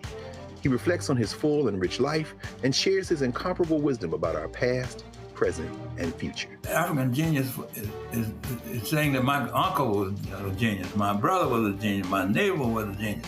I think we ought to drill that in ourselves and move ahead rather than believing that I got it. That's next on the Black Table, here on the Black Star Network. Lil Thompson with winwithblackmen.org. You're watching Roland Martin Unfiltered.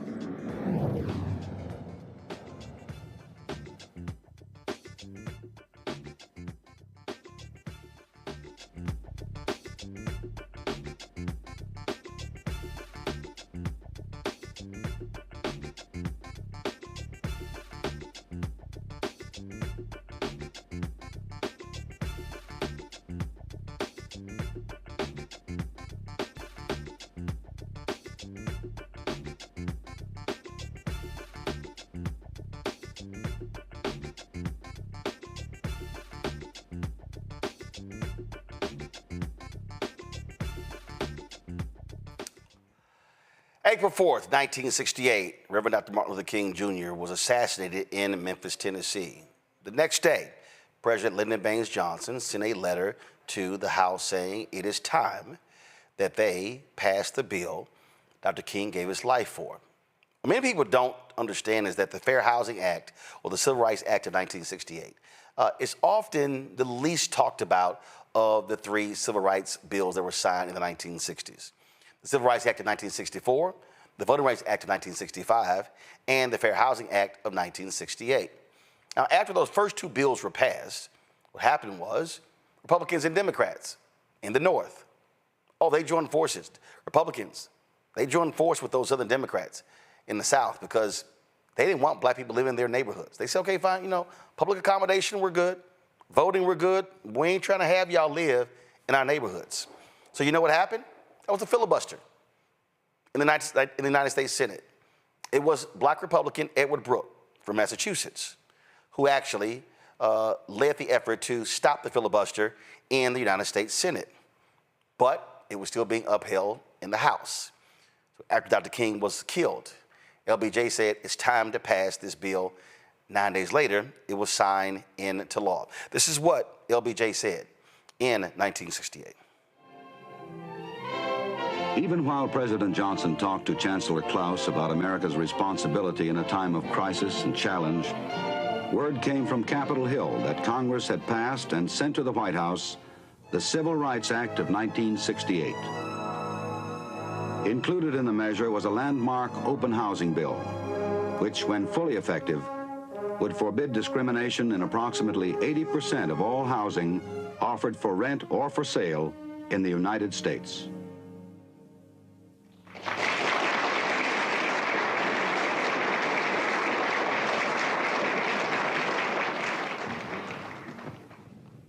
I do not exaggerate when I say that the proudest moments of my presidency have been times such as this, when I have signed into law the promises of a century.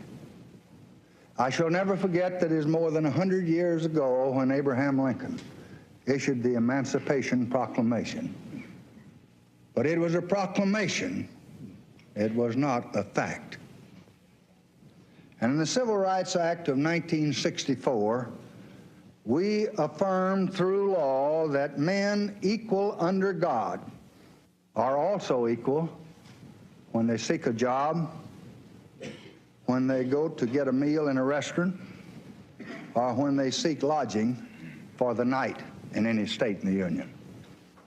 And now the Negro families no longer suffer the humiliation of being turned away because of their race.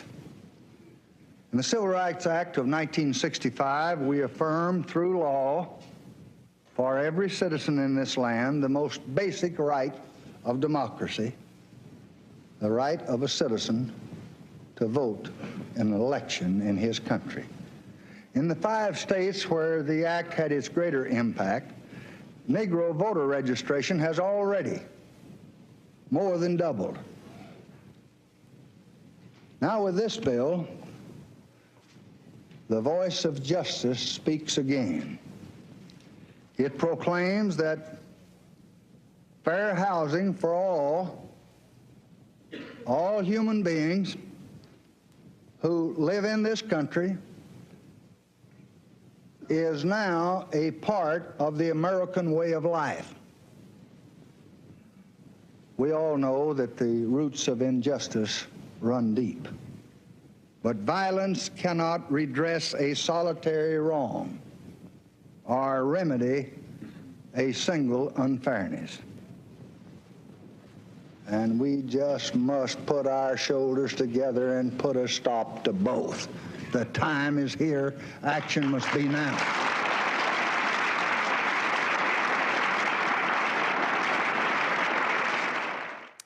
Well, Donald Trump and MAGA want to gut that very act. I talked with Ellie Mistel, justice correspondent with The Nation, this week at Congressional Black Caucus Foundation, ALC, about this very issue. Here is our conversation. I've been talking the last 8 months about how MAGA wants to defund Black America. They're going after every single infrastructure in Black America. The downfall of America began with the Civil Rights Act. Charlie Kirk often talked about, how it was a massive mistake. So folks need to understand what's at play here. They want to get rid of civil rights protections. It's a three-legged stool, right? It's a three-legged stool to build social, racial, and economic equality in this country. And the 3 pillars are the 64 Civil Rights Act, the Voting Rights Act of 65, and the Fair Housing Act of 1968. And Fair Housing Act, it's less heralded, less people know about it, fewer people talk about it. It's not even called the Civil Rights Act of 1968, right. It's called the Fair Housing Act. It is one of the 3 most important pieces of legislation that's ever passed. Why? Because keeping Black people from living where we want to live is the foundation of every system of racial oppression ever invented. Go think about the word apartheid. What does that actually mean? It means setting apart. The first law of apartheid is that you can't live around white people, right? The first law of American white oppression is that you can't live around white people, right? That you have to keep the races separated. So when so one of the reasons why the Fair Housing Act is so important is because there was no such thing as desegregation. There was no such thing as equality, racial or social, if you don't have fair, equal access to housing rights, and that is the thing that Trump has been quietly, it turns out, taking away. Now, I was surprised about this because I know I don't know how many of your listeners know. I know you know. Trump and his slumlord daddy got sued for violating the Fair Housing Act in 1973. They got sued. They had settled the DOJ. They admitted no guilt. You know how Trump does these things. But this is what they got sued for. So I thought that, now that he has all this power on, these white supremacists are bending to as well, that would be the first kind of frontal attack on this law that got him sued. He hasn't done it frontally. He hasn't done it loudly. He hasn't done it the usual Trump way. He's been doing it quietly under the scenes, behind the scenes, but there was an explosive report from the New York Times that shows that the staff of the HUD, of Housing and Urban Development, that have been reduced by 65%. The lawyers whose job it is to investigate housing discrimination and sue slumlords like Donald Trump's father, they have been reduced from 22 lawyers to 6. Well, and here's the issue we're dealing with, Ellie. You got a black HUD secretary. You know how Democrats always like to make the Department of Defense like the place to rehire a Republican? Republicans always like to make HUD the place where they hire one black vote. They had Ben Carson running the HUD department. Ben Carson, who was a doctor, right, was running HUD. Are you kidding me? Because it's the black job for them. But this black HUD secretary, he's no better than any of the white supremacists in the administration. He is willing to undermine and destroy the Fair Housing Act. The HUD usually issues 35 challenges over housing discrimination a year. So far in the Trump administration has been 4. So I had ProPublica, they had a report, and I had them on the show, where there was a case out of Texas where they had the evidence that these white folks in this HOA discriminate against black people. What does Trump do?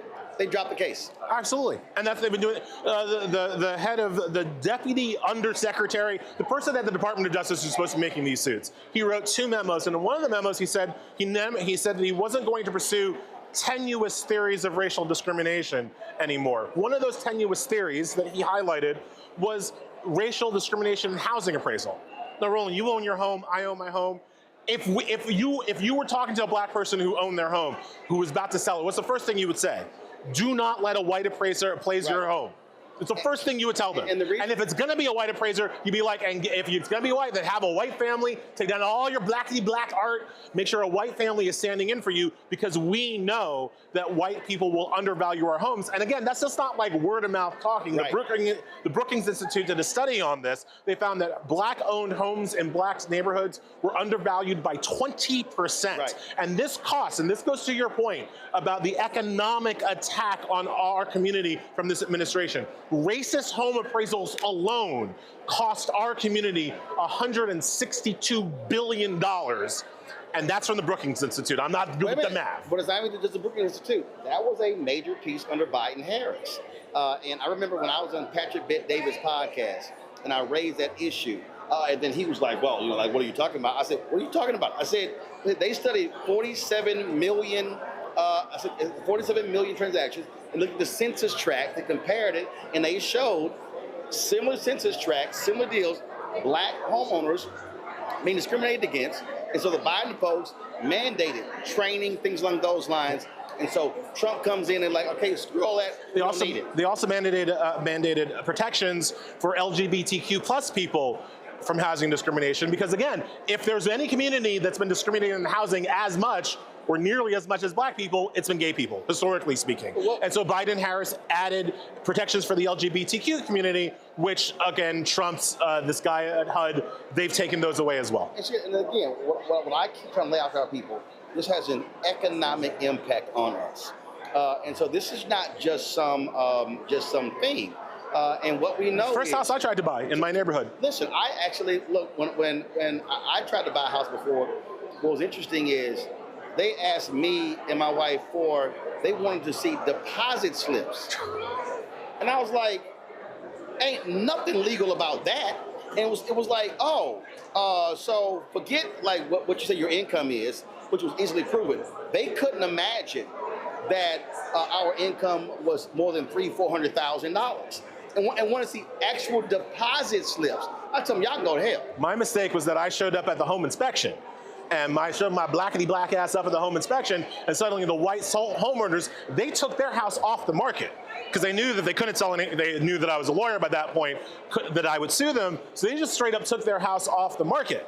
And they were still just like, you know, oh, you should sue Allianz. It's like, man, you couldn't pay me to give those white people my money. Right. You couldn't, like, I will find another house, and I did. We've been there for 20 years. But like, the point is that this is real. This is not something that's a figment of people's imaginations. This is discrimination that happens to our people every day, every homeowner, every renter, and the wealth that is extracted from our community by white folks through their racism is shown most obviously in the housing situation, which is why they want to destroy the law. And look, and this also is one of the things that when we were talking about if you were a Democratic politician or whatever, why you have to campaign on this stuff.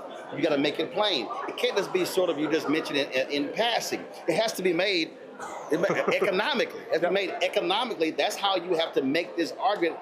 People to understand what's going on. Absolutely. You have to show them in dollars and cents. You have to show them, hey, have you ever faced racism, but they told you it was Equifax doing the racism, not your landlord? Actually, it's your landlord, and here's how my policies are going to help. It has to be that one-to-one clear. As we always say, okay, so folks out there, what can people do? Pay the damn attention, one, right? Just like be aware of what's happening, one. Two, a lot of housing discrimination happens at the local level. So when you are talking about housing discrimination, you are talking about state, local elections. You're talking about your local DA. You're talking about your local zoning board. You're talking about people that you vote for in off-year elections when Congress and the president aren't running. So for the love of, like, show up to those elections because those are the people that are actually going to impact your, you know, I live in New York City. We have a rent board. They're elected.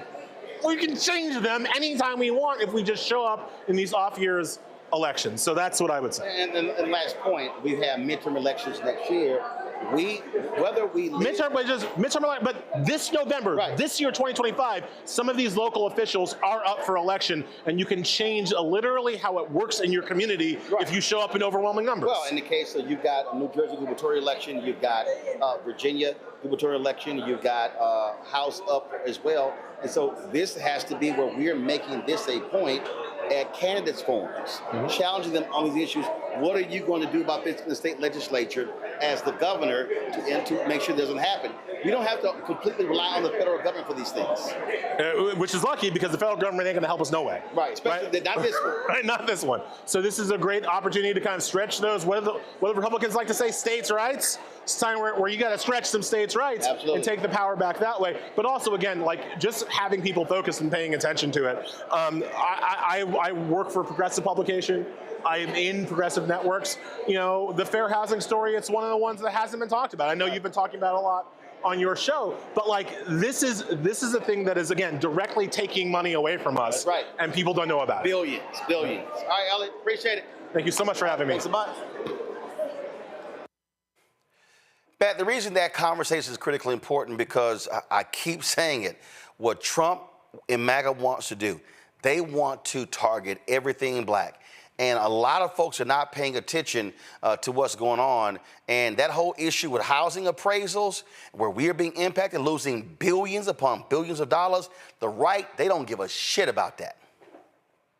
Correct. See, also the private equity that's in housing these days, right? I mean, we've talked about it on the show where single family homes in like greater proportion than ever before are being owned by private equity. That's important because these business people who want to be racist and want to sell it to certain people and want to deny certain people's entrees into communities are going to be able to do that with impunity now if you know that the Fair Housing Act is gutted and that there's not going to be a Department of Justice or other officials who will be looking into that, cutting down the numbers of the lawyers who investigate that. That's going to have a measurable effect on black wealth and also just your ability, your God-given right to live where you want to live.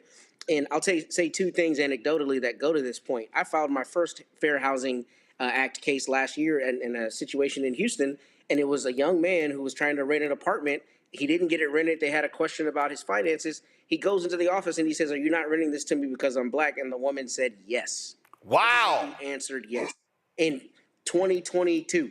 So it's a suit I filed last year. And yesterday, I happened to be talking to a woman here in Corpus Christi who lives in the Austin area where I'm from. She's in a small community outside the Austin area. And she told me that white people like her, it's a white woman, I was at an event.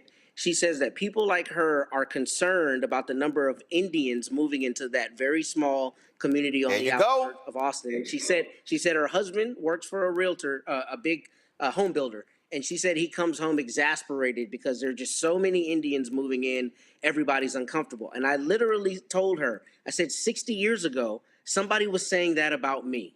Do you not realize that as you're sitting here telling me the story? And my point is, in 2025, those kinds of things are still happening. So if you have no federal protection and you have no recourse, that is going to have a measurable effect on non-white people, particularly who want to move into certain areas and who have every right to be where they want to live. So this is a law that absolutely it's a travesty that it's being gutted. And this is the kind of thing that should really, really, really concern people. So when I did Patrick Bet David's podcast, he claims he's independent. He's not. He's a MAGA right-winger. That's all he is.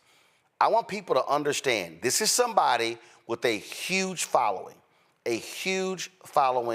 on his YouTube channel, social media. And if y'all want to see the sheer ignorance of this immigrant, okay, because he tried to question me earlier, and I was like, why don't you move back to black neighborhoods? Why don't you move you guys back to your goddamn country? Trying to tell me what I should be doing.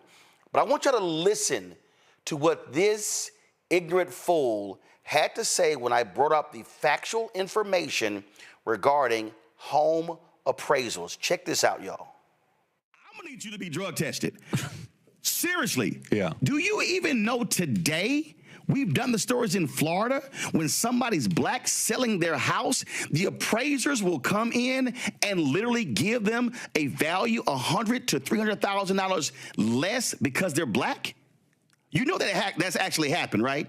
You'll take one story and say that. Oh my God! On how many occasions has that happened? Are you serious? Do you think a message like okay? Why don't you go ahead and Google? Why don't you go ahead and Google? How many times has that happened? No, I believe it's happened, but how many times has that happened? The New York Times literally just did a story talking about the systemic racism that exists within housing appraisals. This is a fundamental problem. I'm trying to see you're living in a different reality. What progress are you making by saying that? What progress? So what you're doing? I'm trying to end that. Okay. Do you know how inherent? Okay, hold on. You said you're Middle Eastern, right? You're trying to. Hold on. You said you're Middle Eastern, right? I am. Yes. How would you feel? How would you feel? Yes. If you're selling your home, you've got a home that you know, right? And you put upgrades in it, and you know your home is worth $500,000. Yeah.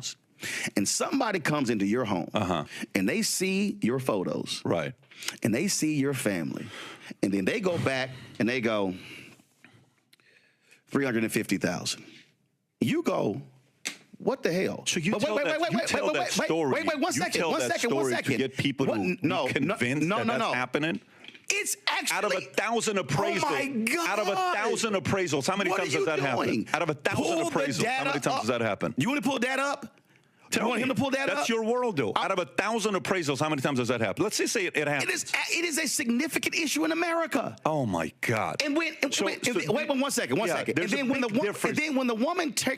woman, a black person should not have to remove their photos from the wall and remove black art and remove black books to have a white appraiser then come in and go, oh, it's actually $550. One second, because I'm gonna show you how it impacts generationally. Here we go. So when you follow me here, because this is housing in America.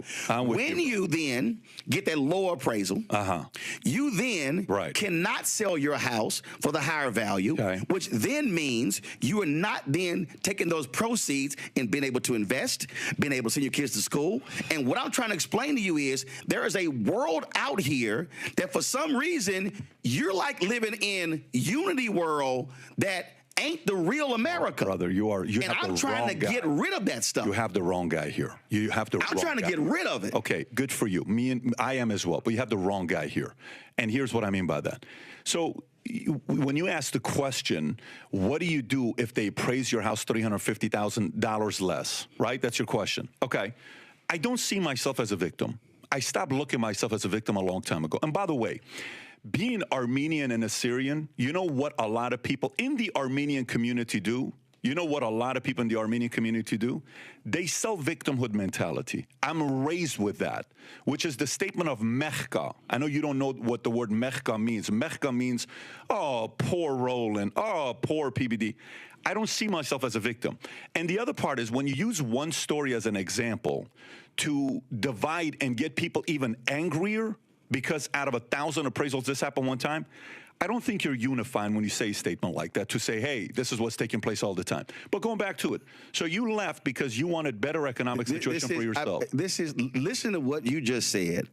Again, I'm having a hard time listening to what you just said when you're saying it's so fundamentally flawed because when you say, "Oh my God," you see yourself as a victim. You do. No, you're selling it as a victim. No, I'm not. What I'm selling is a reality. What I'm selling is when this is again. Since you didn't, I guess you couldn't pull it up. Okay. Oh, he did pull it up. Okay. The Biden administration, the Federal Housing and Finance Agency, released 47 million appraisal reports to the public for the first time. The appraisals, which were compiled between 2013 and 2021, present evidence of a persistent, widespread practice in the home appraisal industry to give higher values to homes when the occupants are white and devalue them if the owners are people of color. That's such bullshit. That's such bullshit. You know why? Hold up. Let me tell you why that's such bullshit. They actually took the reports and showed the data, and now you call it bullshit. Of course I call it bullshit. So wait a minute. So you asked for the data and the facts. No. And now you give your opinion first of all, because you don't like the facts. Bro. Come on, man. You run a company? Yes, I do. Okay, so when you run a company, how much shit can I find in the OPEX? How much? In the what? With OPEX. When I go into my balance sheet and I look at my expenses, my monthly expenses, what I'm paying for, rent, employees, benefits, workers' comp, I can give a number and say, we lost $280,000 this year. And it's like, oh my God, we lost $280,000. And then I open up the balance sheet and then boom. I'll see you're moving your face like you don't know what I'm talking about. First of all, no. When I see a data like this, tell me the whole story. To jump to conclusion with something like this without seeing the entire story is ludicrous to make a comment like that. But analyzing the millions of appraisals by using census tracts as a proxy for neighborhoods and comparing communities with nearly identical housing stock, two researchers found that the results showed a clear correlation. The higher the proportion of white residents in each community, the higher the appraised value of individual homes. They compared similar data. See, again, you want to reject the facts. And what I'm trying to explain to you is I am refusing to constantly have people give data without me having access to the entire thing for their own benefit to divide So what you're saying is, in order for you need access to the 47 million home appraisals. I'd love to see yourself. I would love to see it. Okay, guess what? It's a federal agency. File a FOIA. I'd love to see it. File a FOIA. But here's file a what? A FOIA. Okay, so I'd love to see it. You know why? Here's the part. How often do you see data being used and we don't know the whole story? Both sides. How often? But first of all, we see data out there, but what I'm saying, I'm looking at data, actual data, and I'm also looking at a reality. And here's what I'm saying to you. And again, this is what you, for some reason, you're not fully accepting. What is the most consistent way Americans have been able to actually build wealth? It has been through housing. That's been historical. And when you are black in America, this is not an opinion, this is not a perspective, it's a fact. What we have seen is when you have been unable to enter the housing industry, meaning covenants saying you can't sell to black people, then when you actually buy a home and they've been grossly undervalued, that then limits you from being able to sell your home at a higher value and now take the profits and then create a business and then be able to send your kids to college. And what I'm saying to you is when that has been persistent, when you look at the appraisals, one, when you look at inability where you're buying a house, two, all of a sudden now you see a clear way how African Americans have been impacted, not historically, but still in present day. And what I'm saying to you is, whether you are Democrat or Republican, I want that to change. Hello, I'm Isaac. Right there. Drew, he could. I want to see the 47 million appraisals. This is what they do. So when you have the facts, then it's something else. A white man like Patrick Bet David, oh my God, you're being a victim. I'm being a victim because I'm stating fact. This is what these Republicans do. This is what these Republicans who are immigrants, who's Armenian, Syrian, or whatever the hell. The reality is Patrick Bet David gets to come to the United States and live like a white man. He gets to be seen as a white man. He doesn't have to take down his photos, but guess what?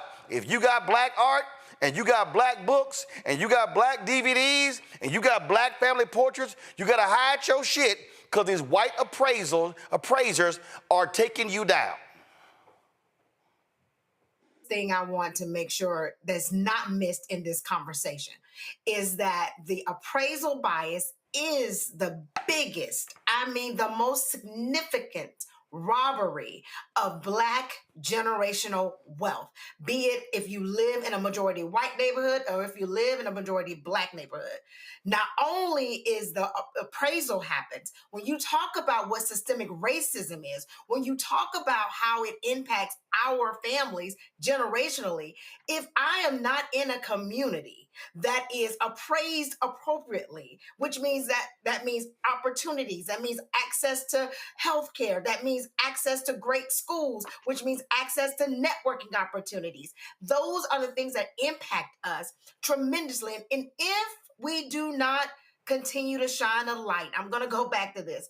This is how systemic racism works. This is happening quietly. This is happening through memos. This is happening through backroom decisions. This is happening in the fine print. So that when we go out, if my husband and I decide to sell our home, right, we're going to have to take down this Obama photo. We're going to have to take down all of my AKA information. We're going to have to take down all of our Black books and our Black art from all of our travels, paint our house to be very plain Jane, just so that we can get what our neighbors would get for our home. And that is not fair, but it is life. And you know what?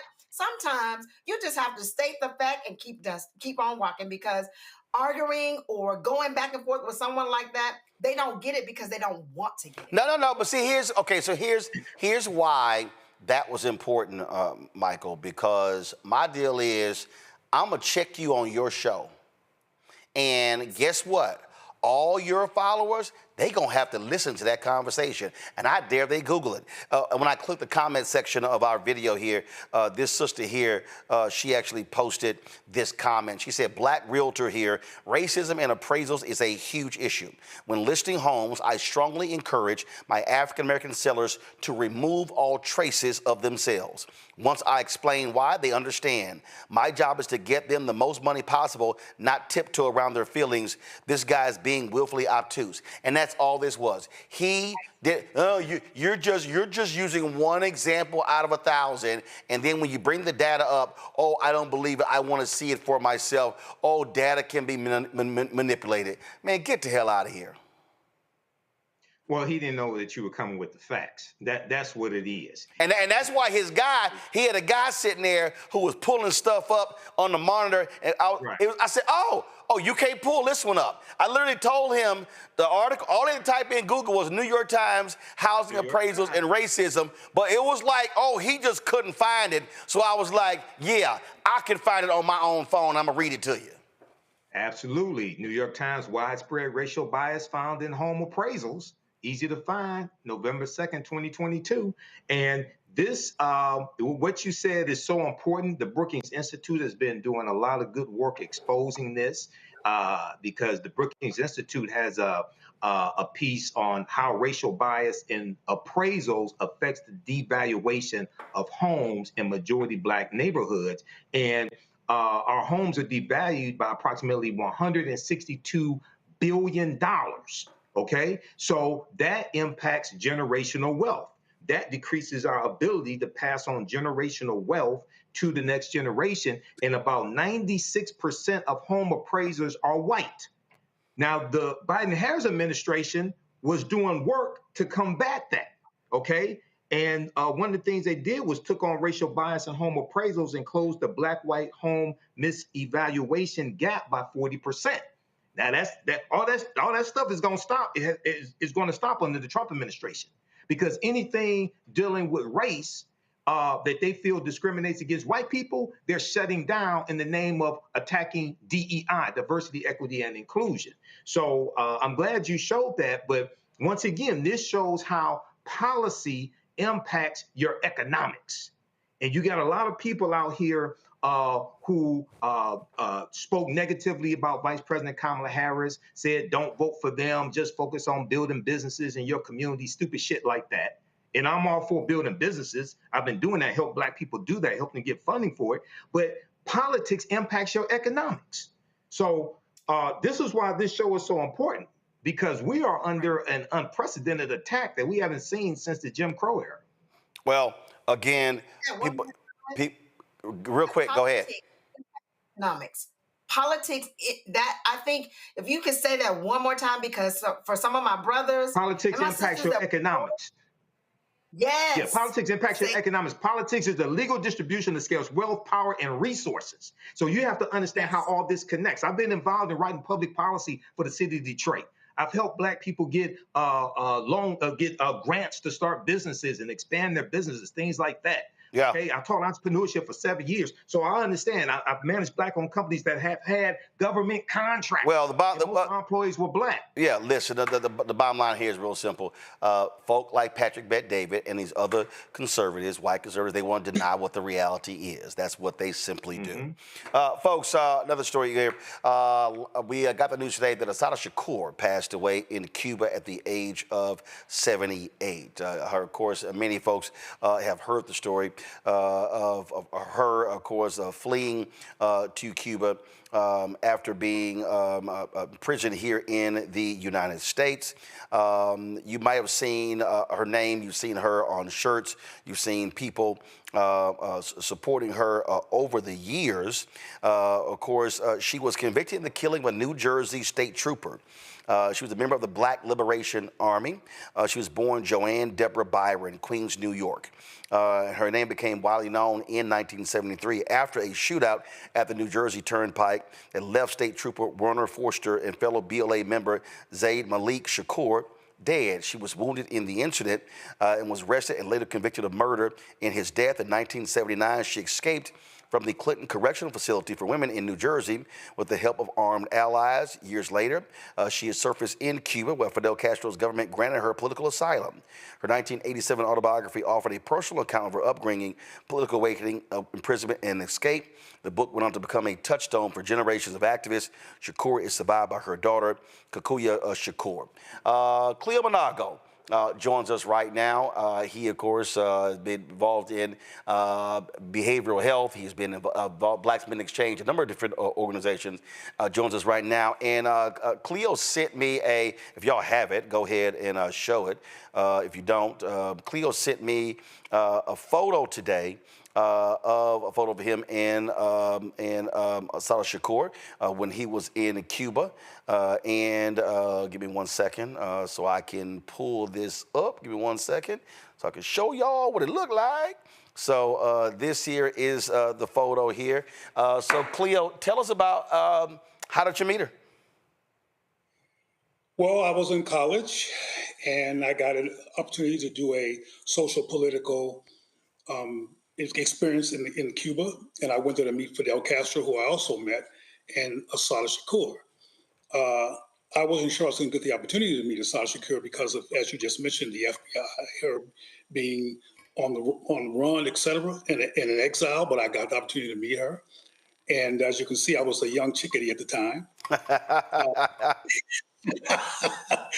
And I see you got in the photo, was it Malcolm X shirt? Yeah, well, okay. I've been Black for a long time. I got you. Go ahead. Actively Black, as opposed to passively Black. But anyway, I got the chance to, she was across the room. I asked somebody that was with her, could I talk with her? So hold on. Okay, so give me the setting. You say she was across the room. Like what was this, a meeting? Was it a gathering? Was it activists? What was this? What was in this room? I was in Havana, Cuba, at a jazz concert. And Fidel Castro was going to be there and was there to speak to the crowd.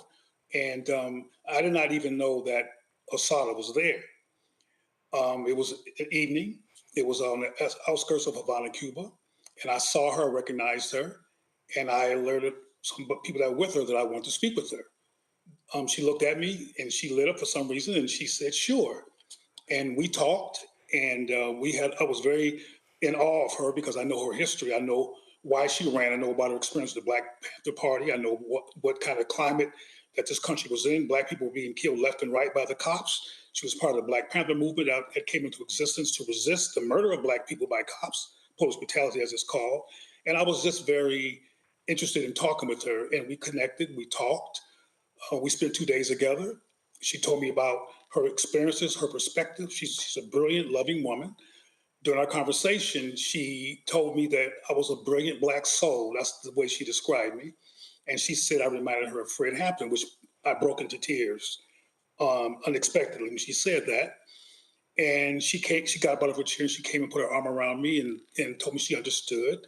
And that was a very important bonding moment for us because right after that, she started talking about her struggle, her pain, missing her family, unable to see them again because she was never coming back to the United States of America because as far as she was concerned, she would never get a fair trial. Well, and in fact, in the New York Times obit, she was the first woman to land on the FBI's most wanted terrorist list and had a $2 million offer in state and federal money for her capture.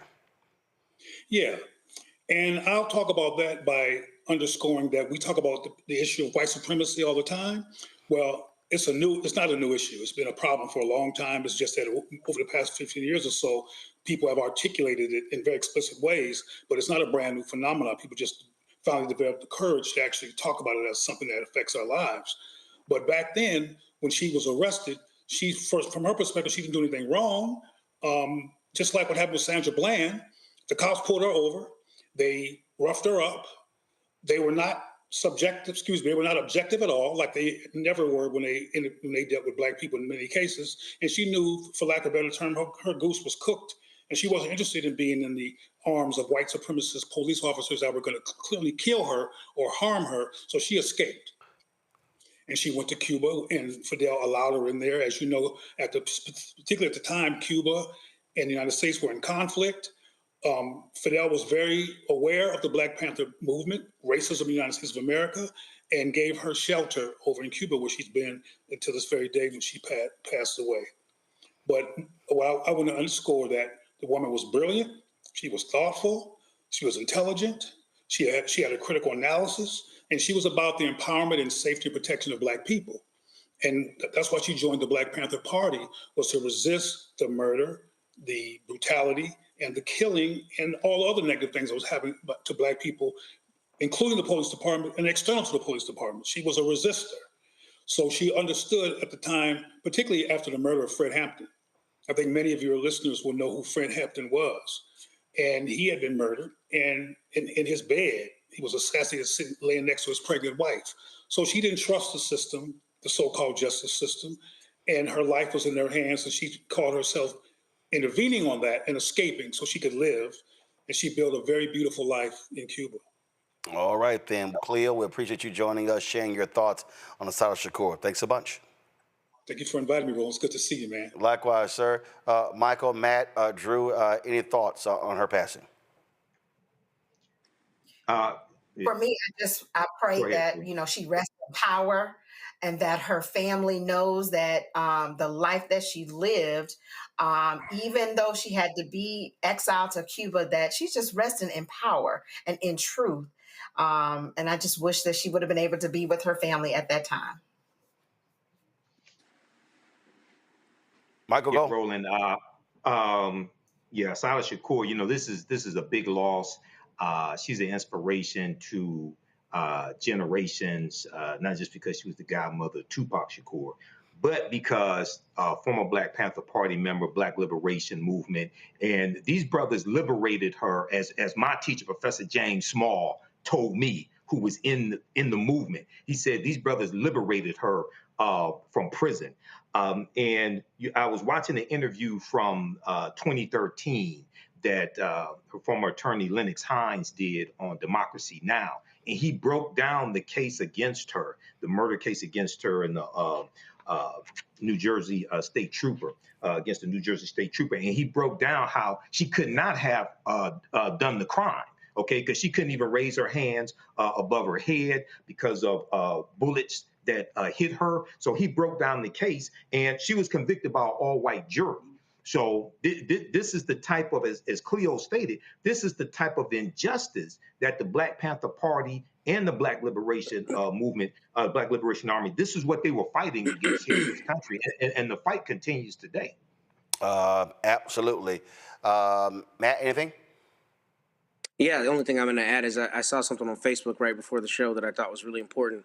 There's a friend of mine who was saying that this is the kind of depth of conviction that people need to really model themselves after, number one, and to say as well, you know, that phrase that you see a lot on social media, we are not our ancestors. Well, this is exactly the kind of ancestor you should strive to be, a person who is going to live their commitment and their conviction as strongly as she did. And I'm hoping that this younger generation takes from that the drive to do the same in their own lives. All right, folks, that's it for us. I appreciate it.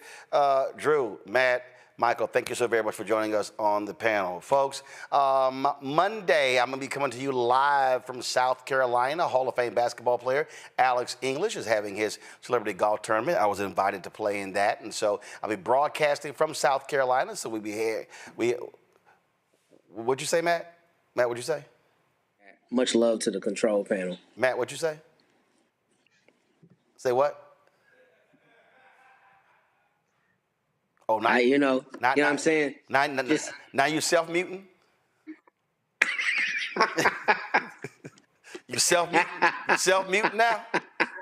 Yeah, you are foul, deep in your. I was trying to show love to your staff. Oh, look at you. No, but you over there being demonstrative, so I thought you had something to say. So I'm like, go ahead and say it with your chest. I was telling your staff that I wasn't trying to throw them under the bus, but that I had to let you know that God don't like ugly. So that's all. But I can't trust none of y'all. God don't. I don't trust. No. What happened was I saw you over there being on demonstrative, so I was like, I'll call you. But then they know if I call your name, pull you up. See, so that's what they did. So they were doing their job.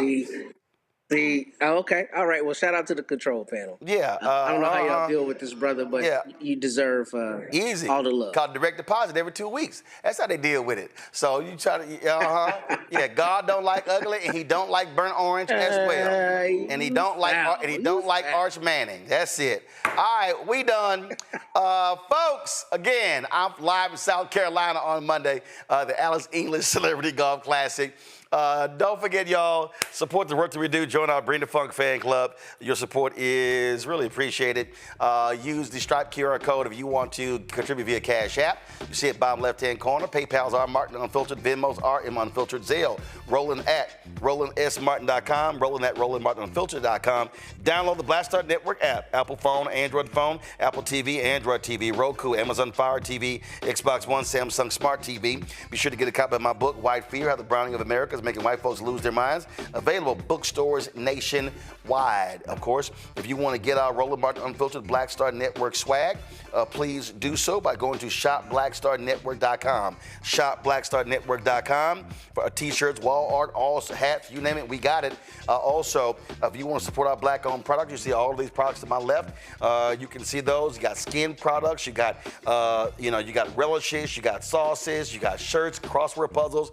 You got black-owned toilet paper. You got all this sort of stuff right here. So support all of these products, and so you can get it right there. Shopblackstarnetwork.com. Shopblackstarnetwork.com. And also, folks, if you want to be sure to download the app Fanbase. Download the app Fanbase.